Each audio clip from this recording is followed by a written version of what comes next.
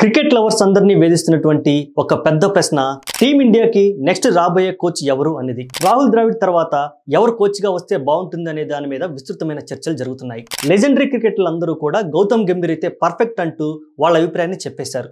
అంతేకాదు గౌతమ్ గంభీర్ కూడా Kolkata night riders కి కప్ అందించి ఇప్పుడు ఫుల్ ట్రెండ్ లో ఉన్నాడు. కాకపోతే మనోడి మీద కొన్ని కంప్లైంట్స్ ఉన్నాయి. స్ట్రైట్ గా మాట్లాడతాడు, మూర్ఖుడు, మొండోడు అనే వాదనలు ఉన్నాయి. సరే, వీటన్నిటినీ కాసేపు పక్కన పెడదాం. అయితే రీసెంట్ గా జరిగిన ఒక మీడియా ప్రెస్ మీట్ లో గౌతమ్ గంభీర్ కు ఒక ప్రశ్న ఎదురైంది. మీరు ఇండియా కోచ్ గా చేయడానికి సిద్ధమేనా అంటూ జర్నలిస్టులు అడిగారు.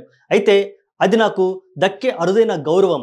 140 కోట్ల మందికి ప్రాతినిధ్యం వహించేటువంటి టీంకి నేను కోచ్గా చేయడం అంటే నాకు దక్కే ఒక సువర్ణ అవకాశం అంటూ తన మనసులోని మాట చెప్పేశాడు.